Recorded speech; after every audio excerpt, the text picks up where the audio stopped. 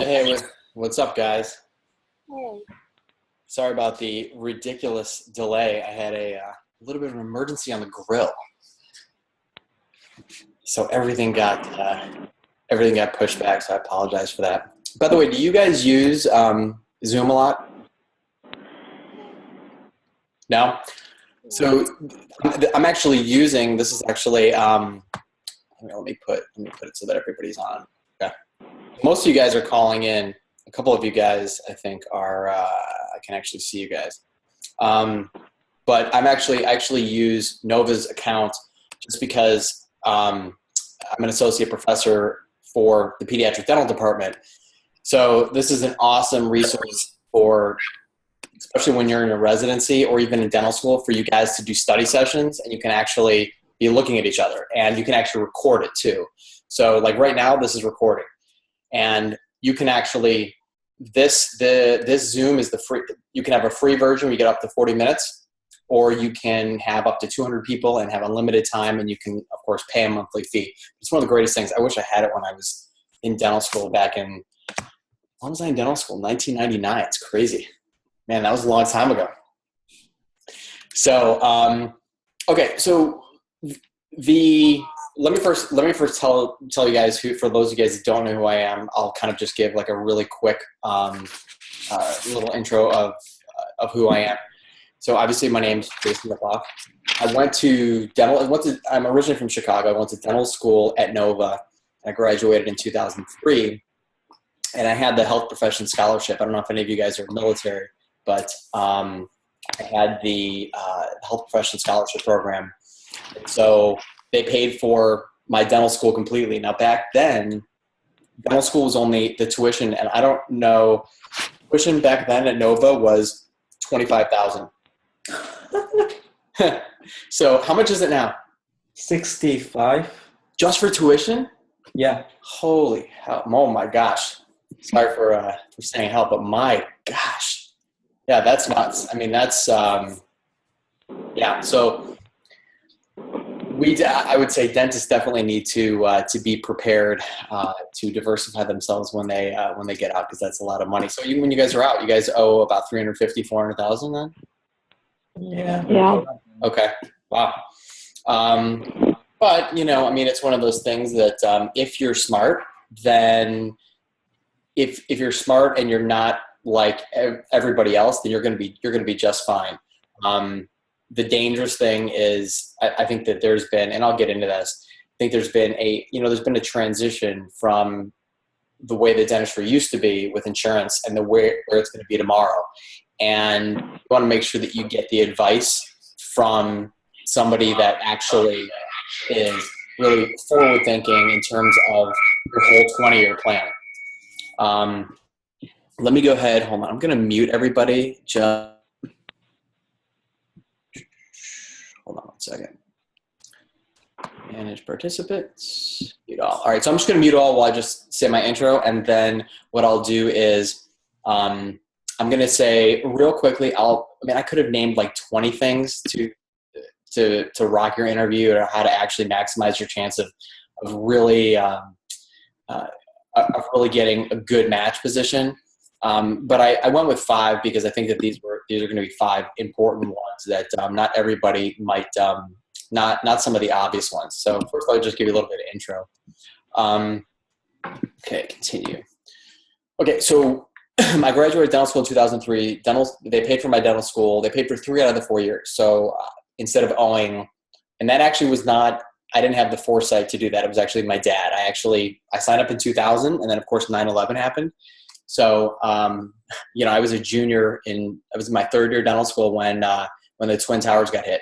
So I was kind of freaking out and thinking, oh my God, all of a sudden, I'm going to get sent right to Iraq as a dentist.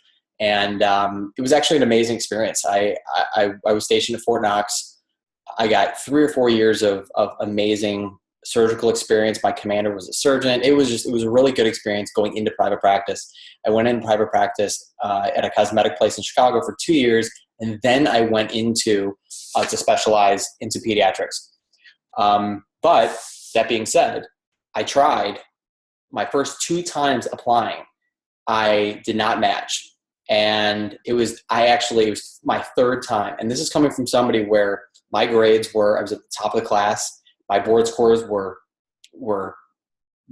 almost they were in the 90s, and yet I didn't match. And I had some really good learning lessons from each year, from my first year not matching and my second year not matching. And what actually drove me to actually want to apply a third year, because you got to wait a whole cycle, right? And you're like, man, I got bills to pay and everything like that. But I always tell people your struggle is your story. And that's really important. So I went into residency in 2009. And for those of you guys that know, I went to Nova, where you had to actually pay. But the way the military works with the GI Bill is that they paid for my tuition. So the only reason why I went back to Nova for pedo was because I didn't want to take a chance with match. And I took the spot, and they paid for my tuition. Graduated in 2011, and I ended up joining a practice in a group in Southern Indiana, in Louisville, Kentucky, there's a group called Mortensen Family Dental. They have a specialist division called Kids Dentistry. And they needed someone that was experienced, because I had already been practicing 6-7 years in residency, open up an office for them in Southern Indiana. And I was nervous at first, because I'm like, I'm so not like anybody from small town Indiana. And I took some advice from some of my mentors, and I went where there was a need. And I was able to build that practice into $1.2 million practice in less than 18 months. And that's a pediatric practice. And then right around then was when I had gotten my board certification. So that was like everything kind of like came to fruition when the practice really started going, and when I had become board certified, and then when I really started to focus on different things. Since then, I actually left that group in September, and I'm actually looking to we were thinking about moving back down to Florida or opening up another practice. But we've got different, and this is one thing I'll talk about, we've had different income streams that has allowed us to be able to take our time and not feel like, oh, I've just got to find another job. And that's an important thing that, I don't know if they teach that in dental school, but I do think that that's important. You guys are class of, here, I'm going to unmute you guys. And then for anybody that wants to be muted, you can mute yourself. So you guys are class of 2018. So you guys are graduating, and you guys are third years right now? For 2017. 17. 2017. Okay, so you're graduating next year. Yep. Okay. Okay. So let me first ask you guys, what specialties are you guys looking to specialize in, or maybe you don't know? Author. Ortho. Yeah. Pedo. Area. Perio. Okay. I went to a GPR or an AEGD. Okay. Cool. I like that. And let's see if anybody else wants to say, or they want to chat. Let me see. Somebody say, oh, they got the chat. So if anybody wants to say what else you're doing. Okay. So I actually had it downstairs, but I remember exactly what I was going to say. So what I'm going to do is, in terms of, because it's very different when you're actually applying for residence in terms of what they're looking for. Like when I was on the interview panel for up here and the interview panel down at Nova, you could see the total difference between us pedo people and perio people, the ortho people, things like that. However, the principles are the same.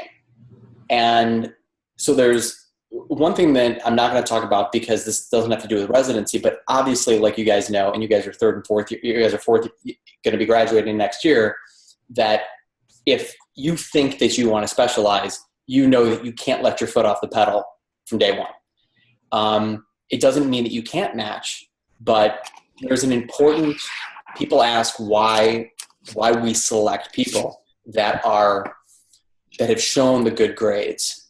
And I used to think that it was because that they were, then that's just showing the smartest. You got to weed out people somehow. But really what it is that you have to, when you're in the survival for the fittest and you're competing against all these other people that are in your class, right? It's how can you handle the pressure? And there's something that's very prestigious about a specialist. And whether it's true or not, they want to keep it that way. And within each one of their specialties. And they really take pride in that, and they honor that. And so I would say that the number one reason that your grades are very important is because it shows them the respect that you've given, that you've made the commitment, and you did whatever it took to make it happen. They want people that have that no matter what approach. And that's really important because I remember the first year that I didn't, there was one class that I didn't do as well on, and I was trying to explain it in my learning experience. When I look back on it, that's not what they were looking for. So when you look at your grades and why you need to have good grades, it doesn't mean that you're smarter, and it doesn't mean that you're going to be a better orthodontist or pediatric dentist or oral surgeon. What it shows is that you know how to focus, and you know how to take action, and that you know how to get it done when the pressure is on, because that's important. Because because when you're a specialist, you need to be the person. You're the end of the line, and so you need to know that you can handle it when when push comes to shove, when the rubber meets the road. So the first thing, number one in terms of how to rock your residency is that you want to do your research, okay? And well, actually, that's going to be number two. Number one is know your why, okay? And what your why is, your deep motivation for why you want to specialize in that specific thing. So, for instance, if we would have people that come in and in our residency, I've always loved kids. I've always just, they've loved me, and I just have had a thing for just treating kids and their teeth and future generations. And anybody could say that. You always want to say, okay, are the words coming out of my mouth, is it unique? And so just like in anything that you're doing, if you don't have a deep enough reason for doing it, then a really strong tidal wave could upend you. You want to create a really strong motivation, be writing it out, carve it out, share it with your friends, share it with your teachers, and make it really strong. Almost like it makes you cry when you're like, why does that mean so much to you?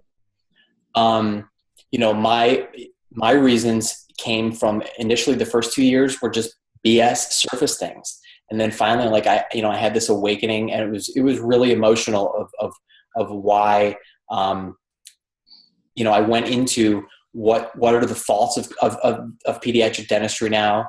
And there's too many mills, there's too many general dentists that are treating and just boosting kids and creating these negative environments. And they're just running the reel of future generations just hating the dentist.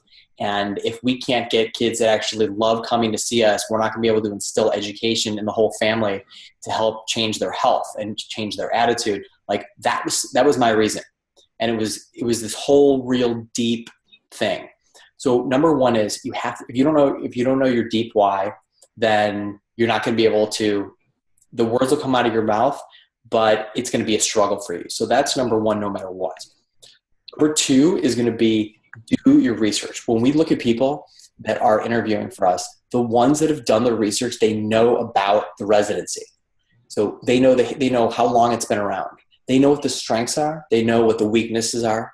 They know historically who are the people that graduate from there. They've probably talked to several of the residents, and we know that because they've told us, like, hey, listen, this resident's been, this applicant's been calling us. They wanted to visit, things like that. Like they really, not to the point of being annoying, but true curious interest, because we can tell. You can tell when someone's brown nosing and when someone actually has a true interest in seeing, okay, I want to know if my personality and my why fits with your program, because this needs to be a mutual a mutual agreement. This needs to be mutually beneficial. And that's really important. And so you before walking in, whether you have 2 interviews, or whether you have 10 interviews, whatever, you really want to do your research. You want to do your research on the program director. You want to know who they are. Where were they before? What kind of person are they?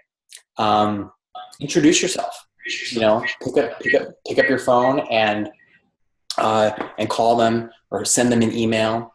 I remember we had some people that sent us like a video introduction and like just to say hello and then to expect a call in the future.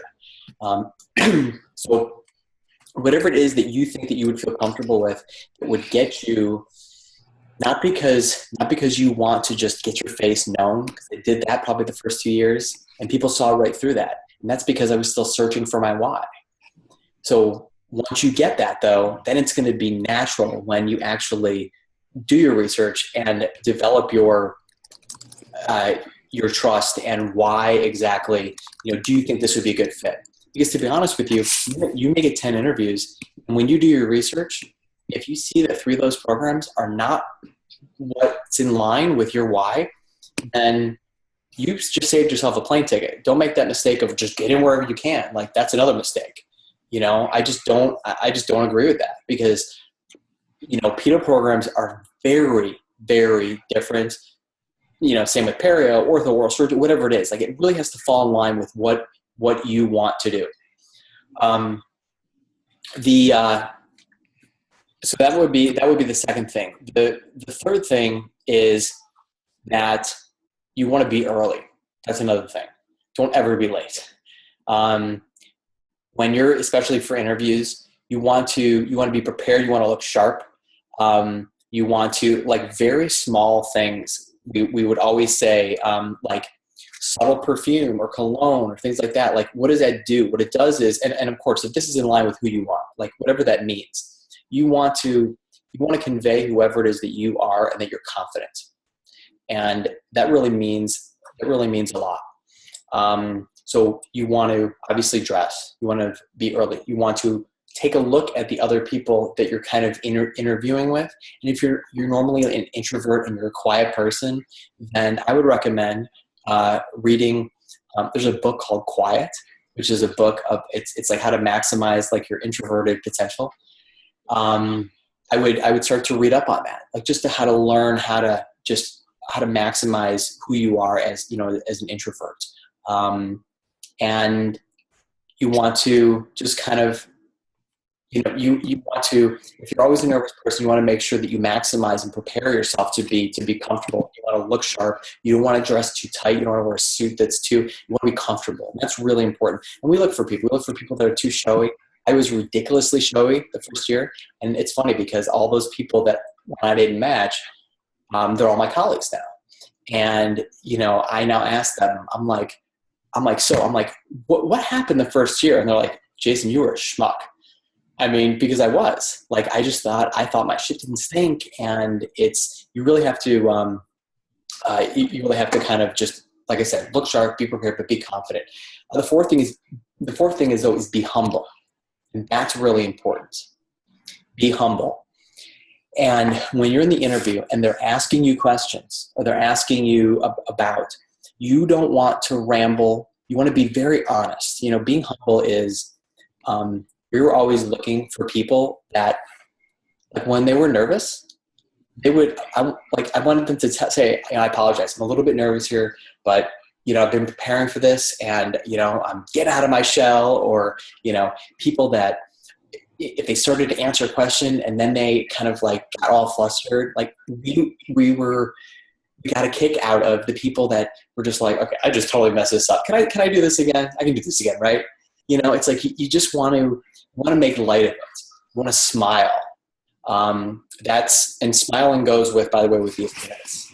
So when you're very serious or whatever, that instills a very seriousness in the people that are interviewing you.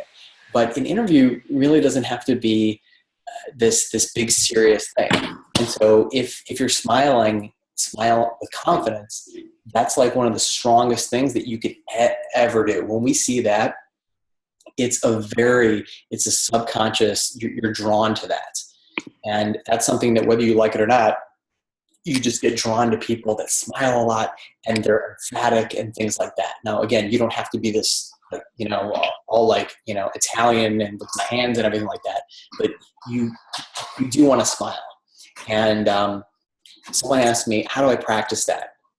In a mirror, like practice in a mirror. And I mean, I've worked with that with people where you're just like, you know, you just practice laughing, you practice, and it doesn't have to be with anybody, but those are things that you want to kind of practice. If you have any little twitches or anything that you do, you want to make sure that you realize that. Ask your friends if you don't know that you do anything, ask your friends. And what you want to do is you want to just kind of put your hands and just kind of, you always want to sit up straight with your shoulders back, but relaxed. And if you find yourself getting nervous, you want to take deep breaths. So you don't want to go, it's just and then you almost like want to go. And these are like meditative things that you can do. And, you know, meditation even during this is very, very, very, very good. Because like I said, we hear the same answers all day long from asking. We're looking for the little intricacies. Another thing, I don't know if this is 4 or 5, but I got 2 more, is that you want to be unique. We always look for people, you know, if we've got 6 residents, we like to have 6 different people that bring something different to the table. So you want to write down, what are things that you like to do? And then after you stop, then ask your best friends, what do you know me for? Like, what are my strengths? And they'll tell you, and they'll say, what do I need to work on? And you tell them to be honest. And from there, you'll be able to kind of extrapolate, like, what do you like? For me, I like to, I'm also a cycling instructor. I do life coaching. I play in a semi-pro baseball league. I like to run. I love to read, nonfiction like historical biographies. These are things that you want to be compiling, because we don't want somebody that's one-sided. Somebody that's got a 99 in their boards, but yet that's in their life. To me, that doesn't really say a whole lot of how is this person going to bring value to not only our residency, but when they graduate. Because when we look for people that are unique, we're looking for somebody that is going to be able to give value or a benefit to their niche. And by that, I mean, everybody attracts a certain type of person, right? So you've got different cultures, different races, different sexes, things like that. My niche, and this is probably a big reason of why pediatric dentistry was a good fit for me, but moms between the age of 25 and 34. That's my target population. If you look at, like 6,000 people that follow me on Facebook, they're almost all women. And so from day one, everything that I do is targeted and it's bringing value to that type of person. Now that's pediatric dentistry. So it's a little bit different with periodontics or with ortho, but what you do want to see is where is, in terms of unique. So you've got your unique things, because we're going to ask for people that are diverse. Like when you're not studying, what are you doing, right? Now, but the other thing is, and this is the last thing I'm going to say, is we're looking for people that are forward thinking, and that's a big difference. So people that are just thinking in the now, that's like the 98%. But the 2% are the ones that see where the void is and maybe nobody else agrees with you. And so, like, for instance, in periodontics, for example, you'd want to think about what area is untapped, or what's working and what's not working. And regardless of whether people agree with you or disagree with you. I remember when I did a lecture for Nova 2 years ago. I did it for the third year dental students. And I remember, like, the old school teachers in the front row, they were looking at me like I was freaking crazy. Like they were just disagreeing with me in terms of like how I practiced pediatric dentistry. But it obviously works. I mean, that was like right when I was first opening the practice, and it was a theory that I tested because there was a void in care of children, and the fact that, to me, when parents are not in the room and the kids, even though they may act better, what benefit is that? If like the kid comes out and the teeth are fixed, like where are you really? All we are is technicians just fixing a tooth, right? But how are we actually going to inspire change for them to really change the way they eat? Because that's how they get cavities. So if a baby tooth has a cavity, it's probably not because they don't brush. It's probably because their diet's imbalanced. They drink too much sweet teas, too much sugar in a million different drinks, and it probably comes from parents. And you can't just throw pamphlets at parents and say, don't you know what you're doing to your children? You're killing your children. Because nobody wants to be told what to do, including us, including anybody, right? And number two is change is hard. So what I was saying is that we actually have to get the parents in the room and develop a relationship with them so that they begin to trust the pediatric dentist.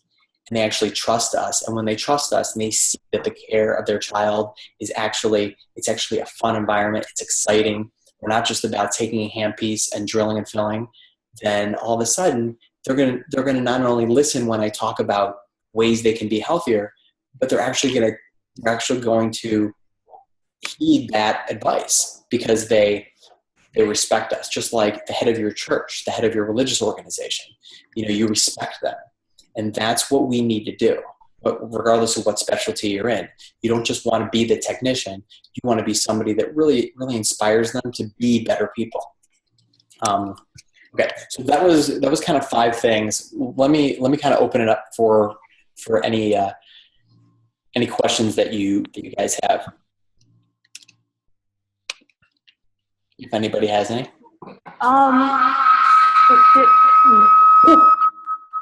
Sorry, we live in the same apartment. I don't know if she's typing it or if she's just going on mute. I'll type. Okay. Okay, she's typing it.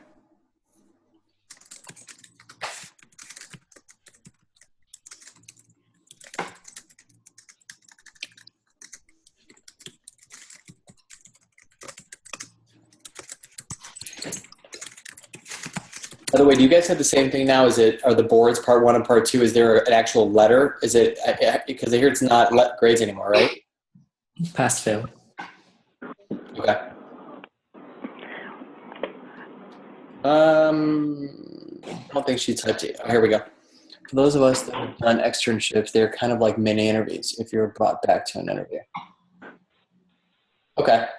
How do you not sound redundant? You mean when you visit them again? Like, how do you not say the same things? Okay. Well, the one thing is that you actually do want to sound, you don't want to be saying different things. Because if like you had one point of view one time and then another point of view another time, then we're like, well, wait a minute, weren't you this person? So what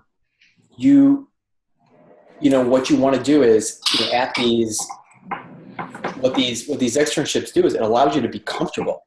So if anything, it's just an advantage. And so again, when they bring you back, and this is where it gets kind of touchy, because you know them already, and it's very easy to sound, almost be cocky, like, oh, I'm in, right? And we've gotten that before, because they know us, and that's like a big mistake to make. Because being humble and showing that level of humility is actually a sign of leadership, and it's a sign of maturity. And so you want to take a step back and say, okay, I did an externship, and I'm going in for another, I was accepted for an interview.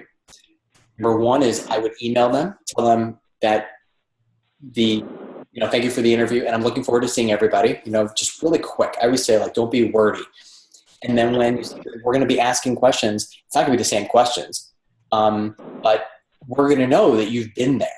So we're going to know that you've done an externship. And so it might just be like a regular conversation. If anything, since you've already had the talks, and it might give you a chance to actually have done some more research on the program and done a little bit more investigation. When we see that, when we see somebody that has been through us, and then when they show up that day, and it's not just this like buddy thing, but it's some further deeper questions that the applicant wanted to ask us to see if it was a good fit. Like when we see that, it's like, okay, this person wants to be here. Like they're testing us also. And so that's really important. So especially somebody that's done an externship, and you would even start with when there's a time for, you want to make sure that you can ask something, and that you want to bring up something that you really liked about the externship, and then follow that question with, so for instance, I'll give you an example, like with Nova, for example. I might say that, let's say I was an applicant. I would say, I really enjoyed the externship at Joe DiMaggio Children's Hospital. It was an amazing experience to go and shadow some of the residents. I have a question regarding that was general anesthesia. Now, in terms of oral sedation, what's your philosophy with oral sedations? Do you guys get a lot of experience in oral sedations? Do the residents really feel comfortable? And then I would even go like a third step and say, due to the recent news events, I'm sure that you guys have extra protocols and are even more concerned about the safety of children. Are you guys addressing that at all, or what are you guys doing? Like, that's a good question to ask us, because we should be able to answer that. And if an applicant's asked, that means that they've really done their research. They know current events, and this is something that would really determine. I mean, if we answered it like a bunch of Joes, then I wouldn't want to go there. So I think it's nothing but a good thing. And did that answer your question a little bit? Okay. Anybody else? We can go a couple more minutes about it. How many externships do you recommend? So I would say is, as many as you want to do so that you can test out the programs. Like a pedo in Miami. I think that I didn't do any actually. Yeah, I didn't even do any externships. Pay the fine, you will be admitting to guilty. Attend driver school. I don't know who that was. I want to do both. Oh, you know why I didn't do it? Both. You know why I didn't do any externships? Because I didn't do any externships because I was going in the military. That's why. And I knew I wasn't applying for 4 years. So what I would do if I were you is, how many externships can you guys do your last year? So that's it. So maybe now you won't have to. Have to what? Pay the fine. Yes, you do have to pay the fine. You always have to pay the fine. I don't know who that is. Just wait. I don't understand why you have to have the answer right now. What did Rich say? I think it Hold on. depends on how often they'll give us excuse after. Hold on, I'm trying to see who it is. Maybe that's it. Okay. Good. I don't know, but I've done 2 so far. Okay. And have those been, where have you done the 2 externships?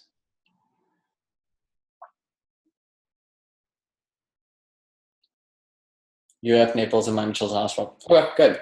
Yeah, those are both good programs.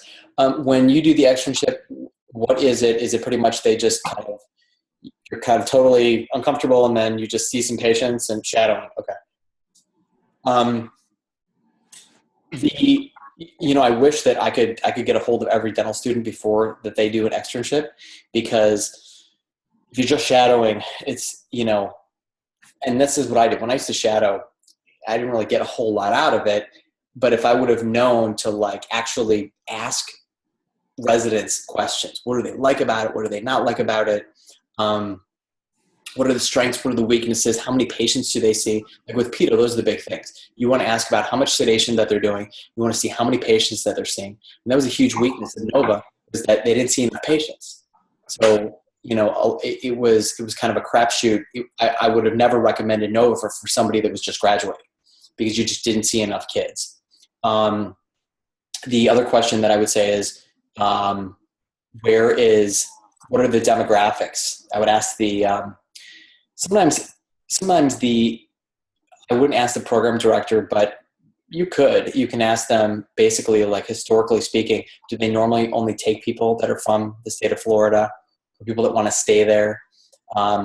Also, the structure of the actual residency. Is it integrated with other health medicines?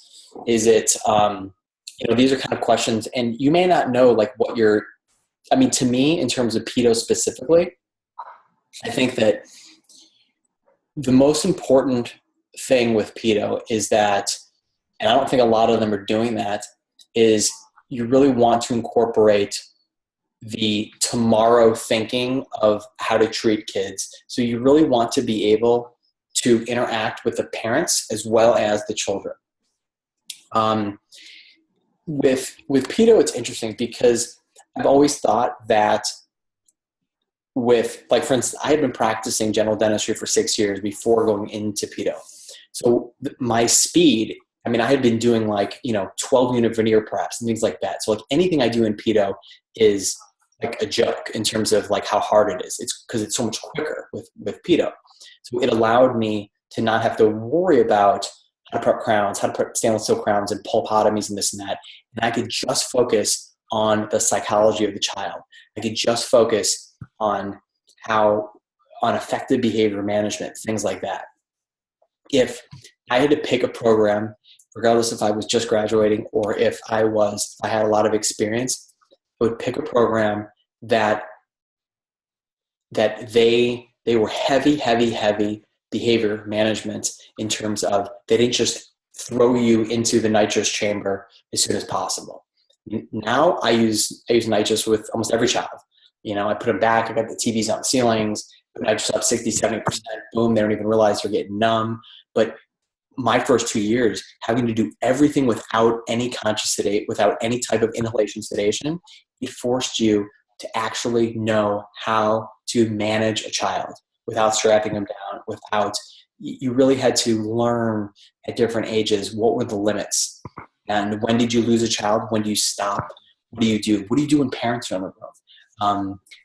I've always thought these are things that you need to learn you want to learn it when it's practice, when it's in your residency. So you want to learn having that parent in the room, having the helicopter parent. I think that's you're welcome. I think that that's something that is, I don't think that they teach enough of, but I think that's something that is super, super, super beneficial. I don't know if that answered the question. And Andy, you're going into, you're ortho, right? Yeah. So it's funny because I actually have a meeting on Wednesday with Chris Dunn, he's a big orthodontist here in Southern Indiana, and I've been talking to him about the idea of going in together. And I've kind of gone back and forth about, the whole pedo ortho thing. I was with an ortho, Gabby, yeah, no problem. The whole, every orthodontist would benefit from a pediatric dentist, but I've always liked doing ortho, and it's such a good marriage, pedo ortho, especially because we do, with space maintenance and things like that. And then in terms of, the growth of, of a child into adolescence and things like that, I just think it's awesome. I worked in we shared an office space, and it was great. It was great being able to just go over there and be like, hey, Anne-Marie, can you take a look at this? And it was nice. When you specialize, it's really nice because you appreciate deferring to the other expert, as opposed to, like when you're in dental school and you're in residency, you think you want to do everything and you think you're a genius. You're like, I got this. And when the more you practice and the more that you specialize, you realize that it makes a lot of sense to take your hands off and to edify the other specialist. I mean, I love doing that now. So, and edifying meaning, when I send somebody to the orthodontist or the oral surgeon, I talk up that specialist from here to China and telling them that they're in such good hands. And that is like one of the greatest things that you can do is, when you refer. Gabby, go ahead. What's your question? Okay, Gabby asks, how do you think the applicants that have just graduated fare against the people that have done GPRs or been in practice for a few years? I found that some programs,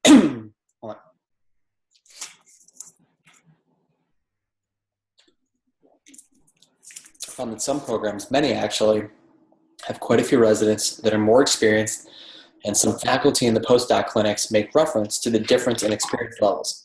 Coming fresh out of dental school, do we have limited experience, and applicants who are more experienced may seem more attracted to programs?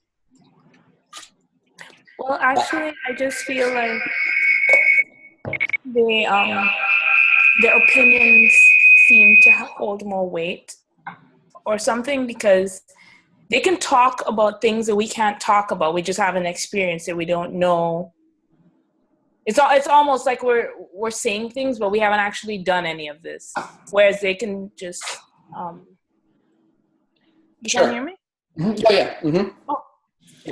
Yeah. No, that makes sense. So that's why you do your research. So, for instance, there's several things like I wouldn't, for the benefit of the resident, I wouldn't recommend somebody that was straight out go to Nova back when I went there in 2009 if I knew what the current, what the weakness was. And, the strength was Joe DiMaggio Children's Hospital and the amount of pediatric medicine I learned and anesthesia and things like that. But the amount of patients that you saw. So you basically would be doing 4 years of dental school and then 2 years of residency and have very little clinical experience, especially in other facets of dentistry. So that's with that program. However, a program like Temple, where you see 1 million patients, I couldn't care. I mean, it wouldn't have made a difference whether you had been out for a while or you hadn't. For me, I've been out for a while, and it was to my disadvantage because the places that I applied felt like I was not coachable. I was not trainable. And it was because I was cocky, because I thought I knew it all. And I thought I was a shoo-in. Now, that, I was just coming out of being an Army officer and things like that. So you really have to do it depends on the program. I wouldn't pay attention to what, a lot of the, some of the other faculties, the faculty is the faculty. They're all going to have their own opinions. And if they're full-time faculty, a lot of them are just trying to kind of swing their big stick, but they're full-time faculty there. It's like, some of them are actually resentful that they're not really practicing on the outside. It's not the case always, but I've seen that be the case. So regardless, I would be confident with what you have to. Now, Gabby, are you going into perio or what specialty? Perio. So the one thing, and again, is regardless if you've had experience or not, you want to establish your why. And so, I mean, do you have it? Like, what's the reason why you want to go into perio? I think she's typing. Actually, I think it's better if I speak. Okay. So second year, when we started getting in more into like clinical and surgical perio, I started to realize perio is really like the torso of dentistry. Whether people use it or not, everything kind of always links back to it. And a lot of surgeries in perio they stay dental related. You're still within the realm of dentistry. Unlike oral surgery, which kind of goes above and beyond. You still get to work hand in hand with your dental colleagues, I would say, especially with pros, especially with the general dentist. You stay within that circle and that niche of, head and neck. Whereas oral surgery, to get the best out of oral surgery, you're in a position where you do have to go above and beyond what you would be doing with your other colleagues. Whereas perio sort of intersects every specialty of dentistry. You get referrals from everybody, and you're always part of the team when it comes to doing anything. And then, of course, the surgical portion of it, I just think that's so much more. And this is actually good. It's a good practice. So what you just told me were facts. Okay. What you want to now do is you want to extrapolate on that. When you're like, I want to be part of the team. Why is that important to you? Because I feel it's important, especially when you get into things like treatment planning, you realize that you can't exist in a vacuum. You have to work with you have to learn to play nicely with others, and, the result is just so much better. And you have to understand that, dentistry isn't just what, the pros person does, the perio person does. It's everybody every aspect has to play a role for a reason. And you often see that happening, especially for me when I got into clinic, and you see things that come back. For instance, like Dr. Seltzer had once, asked us, if you ask a D4 how many of their endos are successful, they'll tell you 100, but that's not true. You're not there to see things when they come back, when they have failed. So, you may, that endo went really well. Well, what happened to the pros portion of it? Did that go well? Well, then everything's failing because of that. Is it perio? Okay, well, now he's losing the tooth. So that's what I mean with it's important to be part of the team, because for instance, with an implant, you put the implant in the bone, but the patient didn't see that. The patient sees the crown. And the implant fails. It's not just the person who restored it that goes down with it. You go down with it too, because that implant's attached to something. So it's kind of like you always have to work in a team, whether you want to or not, whether you're the entire team like a general dentist or you're working with other people. And it behooves you to bounce ideas off of people who know more than you when you need it. Ethical. I'm going to ask you a question in a second, but one thing you always want to make sure that switch your U's to I. Everything is, you want to talk from your personal experience. You're like, you have to work with the team. Why is it important? I really enjoy working as a team because I can offer my blah, blah, blah, blah, blah, or for whatever reason. So you want to switch your U's to I's. Okay. You don't want to be telling them facts. Again, you're like, so that's something that you want to practice with some of your classmates. And one thing that I would always recommend when you're talking about when you're creating your reason for why perio, like why is that, your strength or something that really just really excites you. It's something that you just feel like you were meant to do above all else. I would start it with a story. And that's something, it's one of the most important things that you can do, whether it's ortho, perio, pedo, whatever. You want to start it with, maybe you had this aha moment when, you were doing a procedure and, a multidisciplinary case, and you had the ability to do this. And you remember the patient to this day. They were, the 68-year-old woman who was diabetic and blah, blah, blah, blah, blah. And she was just, this was somebody that was living already paycheck to paycheck. She had saved up her money to go get endo, and everything went south. She didn't know what she was going to do, and her husband wasn't going to look at her the same way. And the fact that you guys have the ability to, to really come in and to place an implant, whatever the story is, something that, for instance, somebody who had been afraid of the dentist here would be a good example for perio. Like I remember a patient, her name was Bethany Vibber. She was the mother of one of my patients who was 4 years old. And she saw the way that I was treating her child. And I saw that she never smiled, and she was always like this. And I was asked, I would go into the story of why why she was afraid of the dentist. Why hasn't she been in the dentist in 30 years? You know, if I looked at her mouth, of course, she'd have terrible breath. She had calculus everywhere. And it was because of some really poor experiences she had as a child. We developed trust. And after treating her and scaling and replanning, how this woman's life changed. It restored her confidence. She got a job. She got a better job. She smiles more. She dresses better. She's lost weight. And that's actually all true, by the way. And to know that I was able to do that, you know, is, you know, to me that's just awesome. To me, the health of the teeth doesn't mean anything if you don't have the support around it, the supporting structures. And that's just a strength of mine, or that's something that I would say, you know what I mean? So when you're looking at your story, you may not have something like this, but you want to think about what was your aha moment of why that specialty was like, this is what I want to do. Like, I don't want to waste time on learning things that are not my strength, and that I'm so, you know, this is what, you know, I'm ready to focus all of my time here. So that would happen regardless of whether you had experience or not.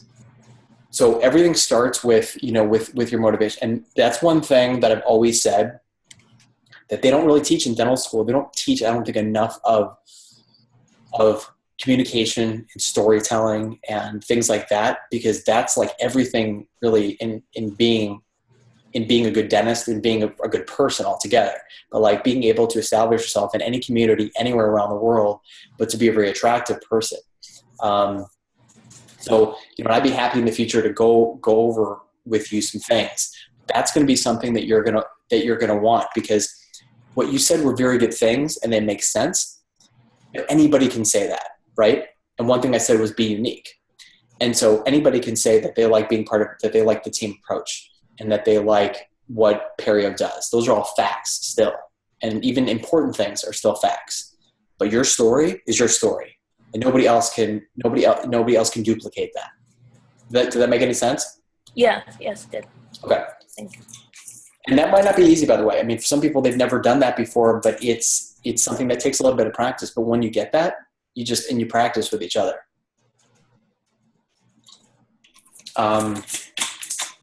Any other questions?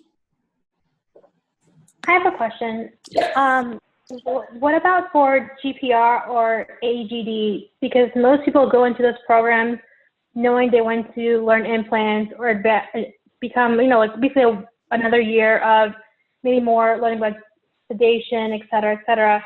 How does that differ? I know you're saying you need to find your why, and obviously if you're going to ortho or pedo or perio, you have a more definite why, I feel like, than versus going to a GPR program, because it's kind of assumed that you're going to GPR to further your skills from what you've already learned in dental school. Right. So your why might be an extension of your why from dental school. And how, you know, some different, you could even kind of carve that into why do you feel like the you know, the world needs more people that are, you know, that are, so for instance, there's some GPRs and AGDs that are, they all have strengths. So that's one thing. So you're really only going to want to pick residencies that are in line with what you want to do. So maybe your deep motivation is that you have this, you get, ever since you were a little girl, that learning new things has just been, it's been something that has just excited you, and that you wanted to, maybe you do want to specialize, maybe you don't, but you want to give it your all, and you want to give your all to the people in the outside world. And the way to do that is to give yourself as much education as possible with as much experience before heading out into the real world. And that this is an ability to do that. Dental school was a great stepping stone. And now this will give me an opportunity to work with other medical professionals so that I can become a more comprehensive provider, because I feel that our current healthcare system is very one-sided, and I would even start writing down personal stories of anything that's happened that has happened where if healthcare was different, someone in your family might have been treated different, or something may have not happened, and so you want to help be a part of tomorrow's providers, which really a GPR and AGD is somebody like where you're multidisciplinary. So I would kind of focus on that. Okay, thank you. Mm-hmm. All right, guys, I'm going to stop here because I think Brooke is downstairs and I'm going to eat late.